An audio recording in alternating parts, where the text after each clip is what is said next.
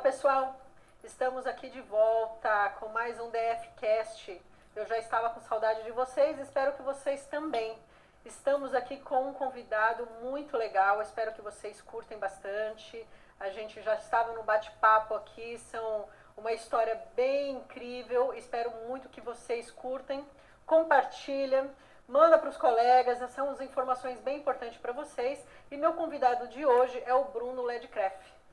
Ele é atleta, hoje ele faz parte da seleção brasileira, já velejou, já participou aí de 3 Paralimpíadas, bem legal, e ele vai contar a história pra gente. Bruno, muito prazer em receber você aqui no nosso convidado, como o nosso entrevistado de hoje. Espero que você goste, vai ser um bate-papo bem legal, bem descontraído, leve. Você vai contar um pouco da nossa história para quem não te conhece. Então eu queria que você se apresentasse para o público que está assistindo e a gente vai começar a contar um pouco da sua história. É um prazer estar com vocês aqui, obrigado pelo convite. Sou Bruno Landgraf, hoje estou com 38 anos, né? Sou aqui da região mesmo, moro em São Lourenço da Serra há um bom tempo, né? Sou jogador de São Paulo, atleta paralímpico e hoje eu estou na modalidade de rugby, então é um esporte novo para mim, que a gente começou em 2022 e com um time novo nesse ano. Muito legal. Então, assim, lógico, né, que a gente, antes da gente compartilhar com vocês aqui a história, a gente vai passeando nas redes sociais, vai vendo quem é a pessoa, e eu vi que você foi goleiro do São Paulo, você participou aí do time principal do São Paulo. Não é muito aquele time, né, gente? Há quem goste, mas enfim. Você era goleiro também do São Paulo, não é isso? Eu jogava futebol, né, na minha cidade, aqui em São Lourenço da Serra. Aí com 11 para 12 anos eu fiz a peneira, aqui em Itapecerica, e aí eu passei no teste, fiquei um tempo com o time da peneira, fazendo jogos, e depois comecei a treinar com o time do São Paulo. O treinador de goleiro na época falou que a gente ia ficar 3 meses, se eu evoluísse ele manteria.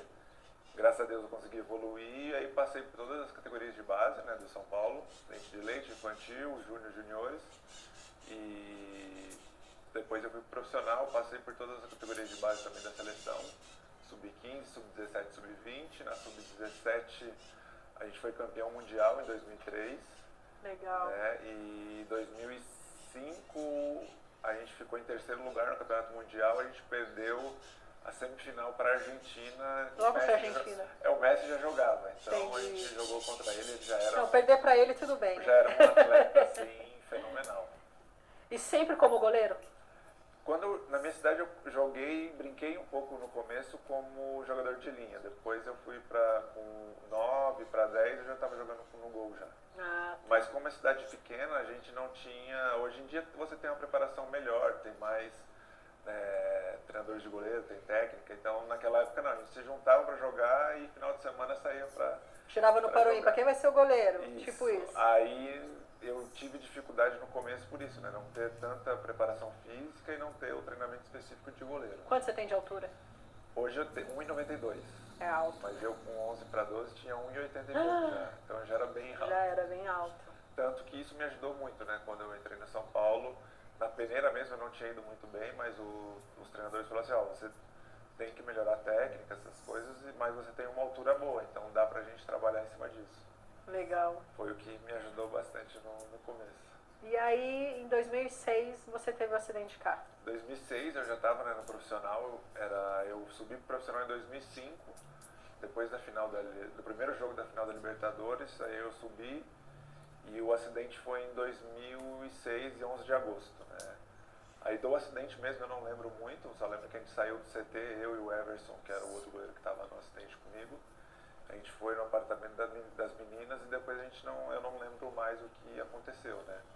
Aí o Everson e a Natália faleceram no acidente, a gente estava em 5 no carro. E a Paula e a Clarice foi jogada, né, pelo vidro, pelo para-brisa, mas teve lesão maxilar, não teve nenhuma lesão grave, e a Paula, que estava na frente, também não teve nenhuma lesão grave. A Clarice estava jogando vôlei até o ano passado, ou retrasado, se eu não estou enganado, e a Paula, ela continuou jogando mais um tempo e depois ela foi estudar. Mas hoje as duas estão bem, né? A perda maior que o pessoal pergunta, né? Você poderia estar jogando? Eu falei, isso é o de menos, né? O pior, né? O baque mesmo foi a perda dos dois amigos, tanto o Everson quanto a Natália, porque o Everson, como ele era goleiro, então a gente vivia junto, né? Então sempre. E a Natália era uma grande amiga também. São coisas que acontecem no meio da vida da gente que a gente não tem muita explicação e tem que seguir. E como que foi essa reabilitação para você, essa superação, enfim? A gente já teve alguns entrevistados aqui, que também o Robson ficou paraplégico, amputações severas, doenças, enfim. E que a gente gosta de contar, na realidade, como foi a superação, porque obviamente cada um passa por esse momento de aceitação, do momento de luto, o momento dos porquês, né? Que todo mundo passa, obviamente. E como foi isso para você? Então, eu passei quase um ano no hospital, né? Então, eu tive lesão no C3, C4, pegou parte respiratória. Então, os primeiros do acidente até eu fiquei um mês na UTI, depois mais 2, 3 meses na SEMI. Eu começo a lembrar bem depois de uns 3 meses do acidente, né? Que aí eu consigo lembrar do pessoal me visitando, porque foi 11 de agosto, foi numa quinta para sexta. Eu cheguei no hospital, fiz a cirurgia, aí no domingo era dia dos pais. Aí minha mãe e meu pai falam que quando eles entraram na UTI eu estava mexendo os braços normalmente, só não mexia as pernas, mas estava mexendo na máscara de oxigênio, tudo, e conversando, mas eu não lembro. E aí depois de acho que 11, 12 dias a minha medula desinchou. Foi onde eu tive que fazer a fixação na cervical, foi onde eu perdi todos os movimentos, né? O médico, né, falou com meus pais, falou, a gente precisa fazer essa cirurgia, colocar placa e pino, e o diagnóstico é esse, como vai passar pino entre a medula, vai lesionar, e o diagnóstico é só de mexer os olhos, respirar por aparelho e comer por aparelhos. Esse seria a minha vida a partir de 2006. E foi um baque, né, para todo mundo, mas para mim eu fiquei sabendo isso bem depois. Então eu não tive, né, não passei acho que por esse luto. Eu sabia que tinha acontecido, quando eu já lembro, né, no hospital eu sabia que tinha acontecido alguma coisa, mas como eu estava com traqueostomia, então eu não falava, então eu só fazia alguns gestos, alguma coisa, barulhos com a boca, mas eu sabia que alguma coisa tinha acontecido, mas não tinha como perguntar para alguém, né? Então eu tentava mexer o braço, tentava mexer a perna, tentava falar e não saía nada. Eu falei, alguma coisa aconteceu. Mas o baque maior foi porque aí a Clarice e a Paula foram me visitar, não lembro se no final do ano ou em janeiro. E aí, quando eu já estava falando, fazendo um tratamento com a fono aí eu perguntei para minha mãe por que o Everson e a Natália não foram me visitar, né? Então aí ela foi me explicar, eu acho que foi o pior dia, assim, né? Que foi um baque mesmo, de saber que eles tinham falecido. Mas aí o restante eu sempre foi muito de boa, não ficava me questionando o porquê ou para que aconteceu, né? Procurava ali melhorar dia a dia, não tinha tanto movimento, mas eu fazia algumas coisas dentro do hospital com meu pai ou com minha mãe, que tentar virar uma carta de baralho, que era muito difícil, parecia que era um saco de cimento, uma cartinha de baralho, tentar com os fios mudar canal. Você fez reabilitação aonde? Eu saí do hospital, eu fazia no hospital, né, no São Luís, no Morumbi eu fiquei, porque o São Paulo me deu todo esse suporte. Isso que eu ia falar, o São Paulo tem uma base muito extraordinária e eles deram todo o apoio para você. Então, eles me deram todo o suporte desde do acidente, né, porque tanto com o helicóptero da Polícia Federal que foi fazer o resgate, o Dr. Sanches já estava junto. Quando meus pais chegaram no hospital, porque eles não conseguiram ir no helicóptero, o Rogério, o goleiro, já estava fazendo minha ficha médica e o São Paulo deu todo o suporte, tanto que meu pai e minha mãe, como a gente morava longe ali do Morumbi, emprestaram um flash ali na Giovanni para eles poderem ficar, porque eu sou filho único, então um dia ficava um dia ficava outro, e então era bem puxado, né? Quando eu estava na UTI, às vezes não precisava dormir, mas sempre estava ali para pegar notícias. E aí, conta de hospital, e depois eu fiquei mais 4 anos em São Paulo, né, ali perto do Hospital São Paulo, do Luci, né, que hoje é Luci, Sim. mas antes era, acho que o Inreia, né, acho que era que o centro de habitação, mas hoje é o Luci.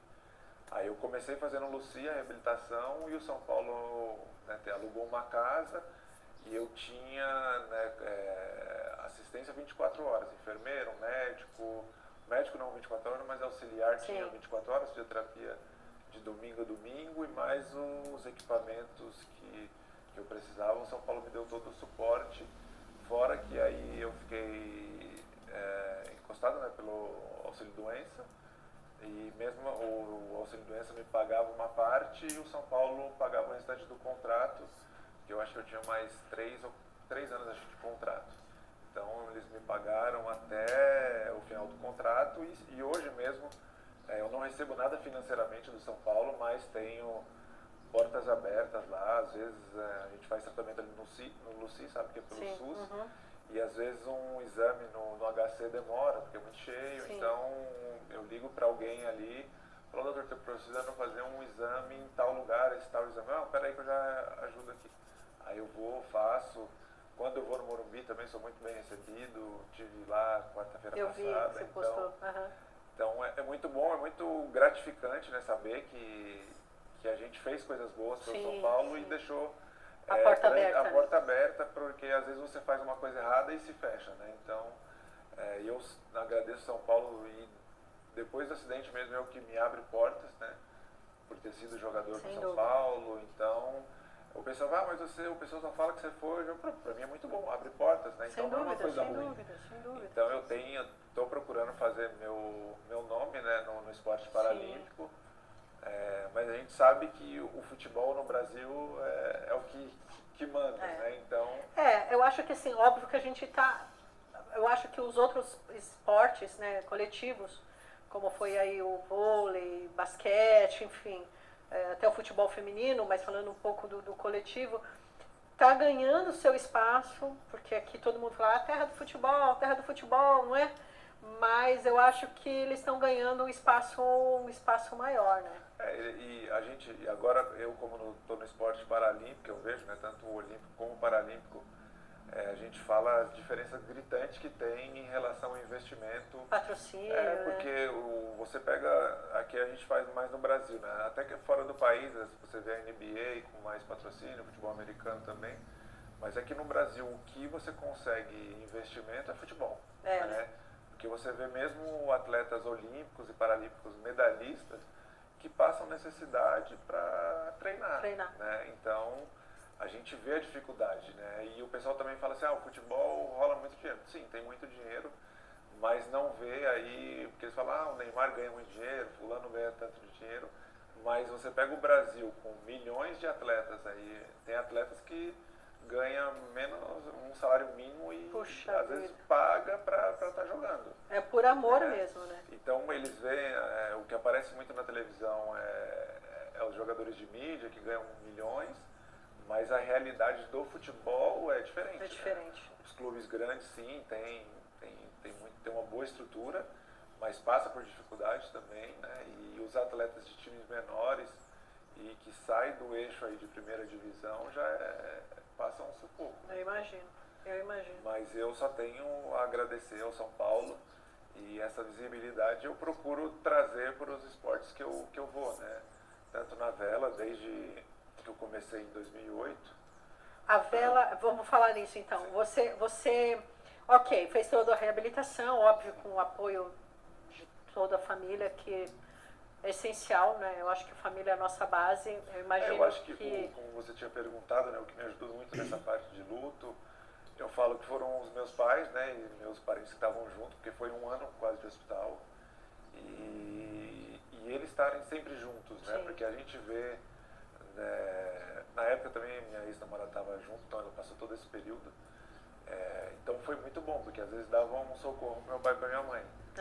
Mas se a gente vê, né, como você começa a conviver com muitas pessoas que tiveram lesão, tempo de hospital, você vê, é um mês de hospital, todo mundo some. Aí se a pessoa é um pouco mais bem financeiramente, paga um cuidador e vai lá de vez em quando no final de semana, e isso é ruim para a pessoa que sofreu, né, um acidente, está ali se reabilitando. Então, acho que o que me ajudou muito foi meus pais e minha família estar próxima. Então, Eu acho que pai e mãe não tem o que falar, né? mas na maioria das vezes sim, porque às vezes a gente vê aí pessoas que... a mãe eu acho que é mais difícil ainda, né? O pai, às vezes, eu já vi alguns que já fugiram, já saíram, então é mais eu acho que complicado. pro homem é um pouco mais difícil. Então, mas... Emocionalmente não segura muito. Isso, mas e com o tempo também às vezes vai um pouco, né? Mas no começo, para você ter aquela força ali de não... Porque você não tá fazendo nada, você não tem... Você começa a comer e alguma pessoa tem que te dar. Sim. Então, você tem uma pessoa de confiança do seu lado, é a melhor coisa e isso facilita muito na reabilitação. Por mais que você demore tempo para recuperar o movimento, para voltar a falar, é isso que vai te dando forças no dia a dia, né? E como que foi esse, não sei se você fica à vontade, mas como que foi esse processo com a namorada?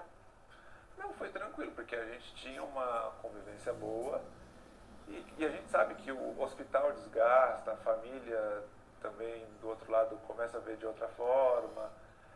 São oportunidades que vão, que queira ou não queira, você, em vez de você estar fazendo uma coisa no final de semana, você está dentro do hospital fazendo uma visita para uma pessoa que você estava junto que antes não tinha nada. Então é totalmente diferente.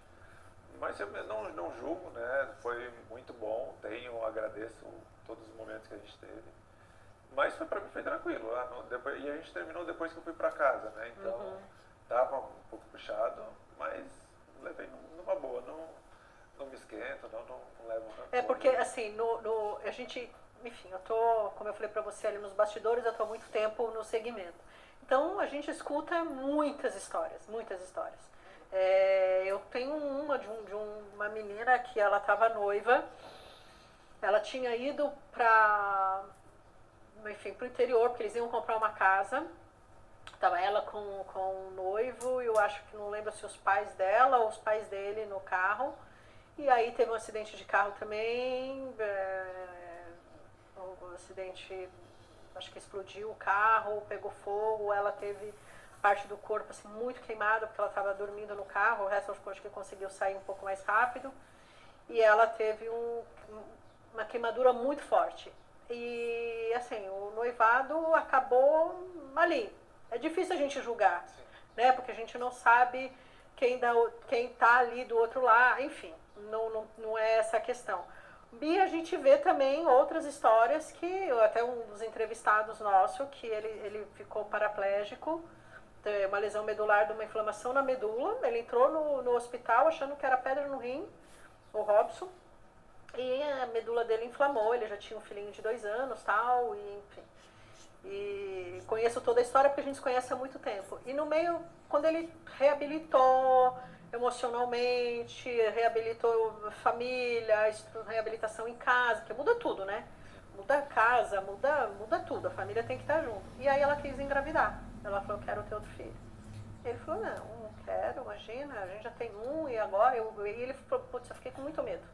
Fiquei com muito medo de ter outro filho, como que vai ser, como que é. E depois vocês quiserem ouvir a história, tá lá também, a nossa história no podcast, dá uma visitada lá. E a mulher dele falou, eu esperei todo o processo de reabilitação. Todo o processo de reabilitação. E agora você vai me falar não.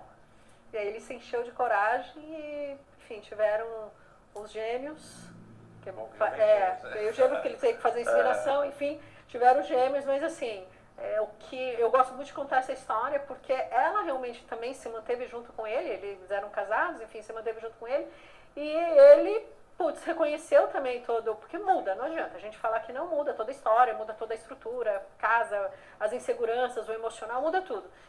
E aí cederam, enfim, eles hoje têm 3 filhos, estão casados há muito tempo, tal, muito legal. Mas a gente escuta muita história realmente que a pessoa, ambos não aguenta muito, você né? Eu falo que nem não aguentar, porque muda, né? Às vezes a pessoa que teve a lesão fica muito chata, porque passa por tudo aquilo, só a pessoa que está passando sabe. Sim. Quem está em volta sabe um pouco, mas não está na cabeça da pessoa ali. Então, muitas vezes a questão de revolta, de querer, porque às vezes a pessoa você pede a pessoa fazer alguma coisa e não vai ser do seu jeito, né? E aí você já está nervoso, está estressado, e aquilo vai, todo dia aquilo ali... Desgasta, né? Desgasta. E às vezes a pessoa termina, não é nem porque a pessoa ficou cadeirante, a outra pessoa ficou cadeirante. É porque o ambiente não estava legal. Você não é obrigado a ficar com a pessoa que está cadeirante só porque ele ficou. Sim. Então a pessoa também que teve a lesão tem que saber lidar com a outra, tem que continuar os mesmos cuidados com a pessoa. Por mais que você não consiga fazer tanta coisa, você tem que se preocupar com a outra pessoa que está junto com você. Porque, querendo ou não, não é porque você teve uma lesão ou uma amputação que você pode tratar a pessoa de outra forma. Não, você não é um coitadinho. Você faz, você tem as suas limitações, a pessoa sabe, mas você pode ajudar em outras formas. Então, tem que ser uma parceria, né? Mesmo com um casal sem ninguém com deficiência, é a mesma coisa. Sim, sim. Né? Às vezes tem menos problema do que duas pessoas que não têm nenhuma deficiência. Então, é você saber trabalhar e os dois saber que vai mudar, né? Tanto a questão de casa, a questão de família, né? Hoje em dia eu já vi bastante coisa que a pessoa não te conhece, aí quando você chega no lugar, você está no carro, é uma coisa. Quando começa a desmontar a cadeira, aí é outra, né? Então, já tem aquele olhar assim, a pessoa não conhece, fica meio insegura, não sabe o jeito de falar. Não, pode falar do jeito que vocês quiserem.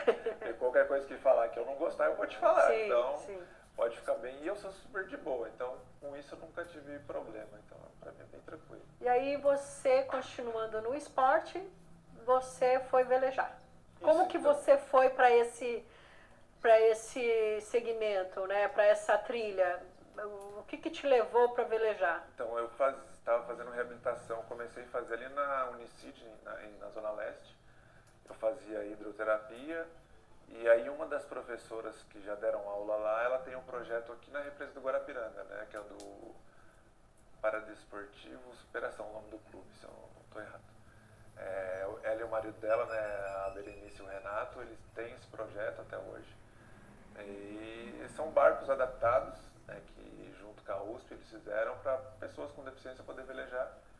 E aí eles precisavam de cadeirantes para poder velejar. Eu falei, vou, né? Não estava começando a sair de casa. Aí a gente saiu, conheceu, não tinha movimento nenhum, foi um dia garoa, frio aqui em São Paulo. E aí me colocaram no chão, né, do barco, foram 4 pessoas me segurando, porque eu não tinha controle de tronco nenhum. E velejei, achei muito legal, nunca tinha entrado num barco à vela antes do acidente. Aí demorou uns 6, 7 meses para eles montarem uma cadeira para colocar no barco.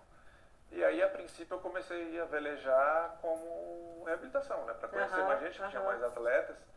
Para fortalecer músculo. Para fortalecer, para ganhar movimento. Tinha feito natação também, para ganhar um pouco mais de movimento.